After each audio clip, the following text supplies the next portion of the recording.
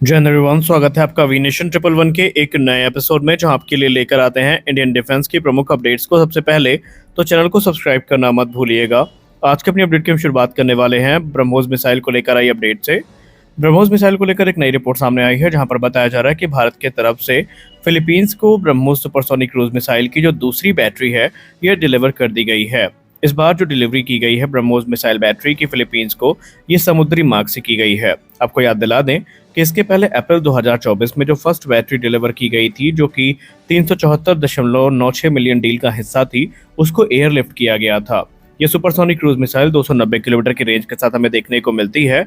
और फिलीपींस के बाद इस समय कई देश ऐसे हैं, जिनमें वियतनाम का नाम भी शामिल है, इंडोनेशिया का नाम भी शामिल है, जो कि ब्रह्मोस सुपरसोनिक क्रूज मिसाइल की खरीद को लेकर इंटरेस्टेड है। और भारत ने पहले भी क्लियर कर दिया है कि कई मित्र देशों के साथ जो बातचीत है वो चल रही है, और आने वाले निकट भविष्य में हमें कुछ बड़ी डील्स फाइनलाइज होती नजर आएंगी।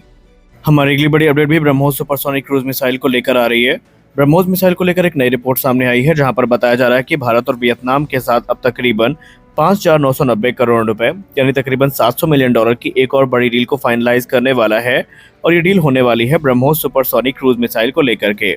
17 अप्रैल 2025 को आई रिपोर्ट में ये कहा गया था कि भारत और वियतनाम के बीच में जो ब्रह्मोस सुपरसोनिक क्रूज मिसाइल को लेकर जो वार्ता है वो अपने अंतिम चरण में है, और किसी भी क्षण 5,990 करोड़ रुपए की ये जो बड़ी डील है, ये फाइनलाइज करी जा सकती है।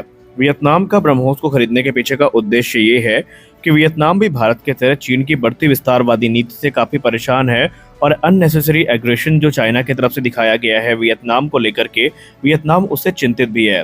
और इसीलिए चाइनीज नौसेना को जवाब देने के लिए वियतनाम काफी लंबे समय से ऐसे सिस्टम की तलाश में था जो कि काफी इफेक्टिव हो, और इसीलिए वो ब्रह्मोस की जो डील है भारत के साथ फाइनलाइज करने वाले हैं। इसके अलावा और भी कई देश हैं जो भारत के साथ बातचीत के अंतिम चरण में हैं। हमारी अगली बड़ी update C-17 globe master third को लेकर आ रही है। C-17 ग्लोब मास्टर थर्ड कितने कैपेबल एयरक्राफ्ट हैं, उसके बारे में आप सबको बताने की जरूरत नहीं है, आप लोग भली भांति इससे परिचित हैं। और भारत इनके नंबर्स को बढ़ाना चाहता है। इसके लिए भारत अमेरिका के पास संपर्क भी कर चुका है।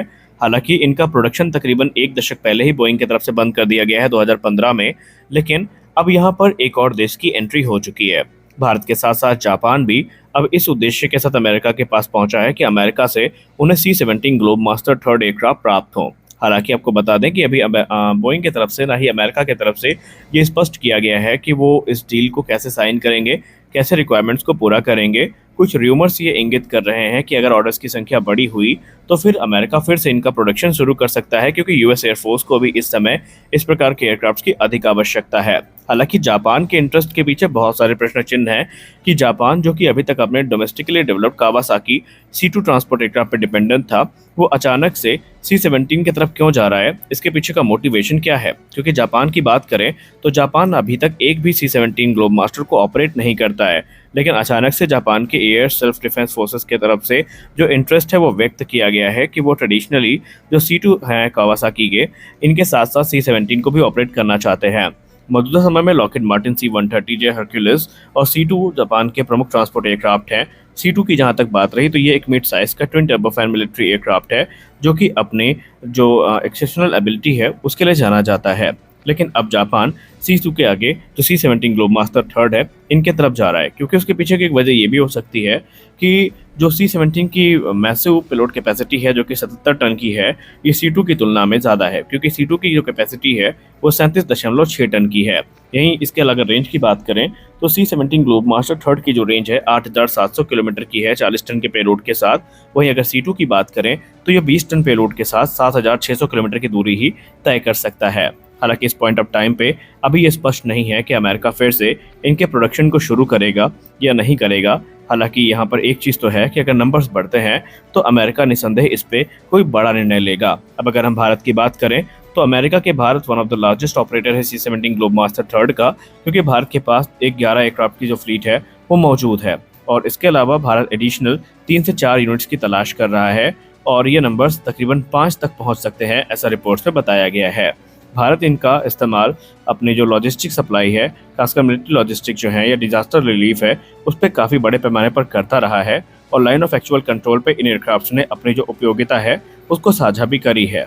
हालांकि भारत का जो डिसीजन है ये अधिक C-17 पर इसलिए है क्योंकि इस समय एविएशन IL-76 की जो अवेलेबिलिटी रेट है ये लगातार गिरता जा रहा है क्योंकि सर्विसबिलिटी इशूज से ये काफ़ी परेशान है और यही कारण है कि भारत एडिशनल C-17 की तरफ जाना चाहता है। पहले ये माना गया था कि अमेरिका के पास काफ़ी बड़ी संख्या में जो एयरक्राफ्ट हैं वो उपलब्ध हैं और कुछ एक्स्ट्रा एयरक्राफ्ट भी है जो भारत को मिलेंगे, लेकिन क्योंकि अब जापान भी इसमें ज्वाइन कर चुका है इसलिए उम्मीदें जग चुकी हैं कि एक बार फिर से शायद इनका प्रोडक्शन शुरू हो जाए। हमारे अगली बड़ी अपडेट आ रही है पाकिस्तान को लेकर के। पाकिस्तान जो कि यूनिवर्स की सबसे मजबूत एयरफोर्स को मेंटेन करता है, उसके ही एक फाइटर पायलट ने, एक अधिकारी ने पाकिस्तानी मीडिया को एक वक्तव्य दिया है, एक इंटरव्यू दिया है जहां पर उन्होंने कुछ बड़ी बात कही है। एयर कॉमोडोर खालिद फारूकी जो कि रिटायर हो चुके हैं, इन्होंने पाकिस्तानी मीडिया से बात करते हुए ये दावा किया कि जब बात आती है इन्वेंट्री की, जब बात आती है एडवांस टेक्नोलॉजी की और स्ट्रेटेजिक कैपेबिलिटी की, तो यहाँ पर पाकिस्तान के JF-17 थंडर और जो जेट-10 फाइटर एयरक्राफ्ट पाकिस्तान ने चाइना से प्राप्त किए हैं, ये भारत को किसी भी हद तक जाकर नुकसान पहुंचा सकते हैं। या इन्होंने ये कहा कि भारत के राफेल का इनसे कोई कंपटीशन ही नहीं है क्योंकि राफेल इनके तुलना में काफ़ी इन्फीरियर है। उन्होंने कहा कि हमने तकरीबन आने वाले निकट भविष्य में एक बड़ा प्लान बनाया हुआ है जहां पर हम बड़ी संख्या में एयरक्राफ्ट को इंडक्ट भी कर रहे हैं। उन्होंने ये भी कहा कि इस समय अगर आप पाकिस्तान की करंट कैपेसिटी को देखें तो अप्रॉक्सीमेटली हमारे पास 400 एयरक्राफ्ट उपलब्ध है। इनमें से एक बड़ा पोर्शन जो है कॉम्बैट कैपेबल फाइटर का है।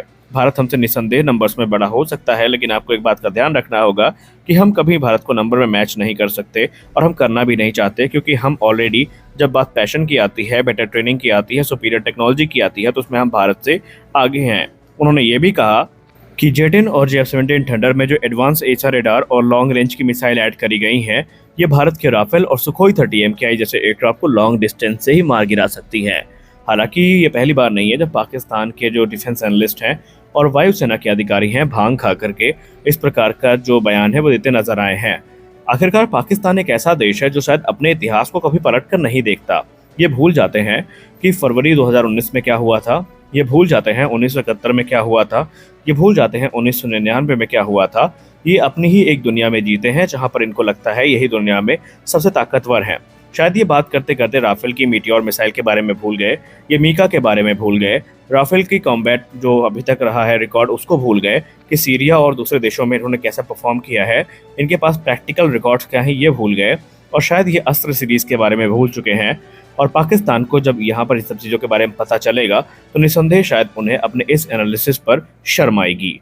हमारी अगली बड़ी अपडेट आ रही है जेट इंजन डील को लेकर के। फाइनली जेट इंजन डील को लेकर के भी एक बड़ी रिपोर्ट सामने आई है जहां पर PMO के द्वारा और मिनिस्ट्री ऑफ डिफेंस के द्वारा जो रोड मैप है वो क्लियर किया जा चुका है और रिपोर्ट्स ये इंगित कर रही हैं कि जो विनर है इसका नाम भी सेलेक्ट किया जा चुका है। बस एक औपचारिकता ही बाकी है उसके अनाउंसमेंट की।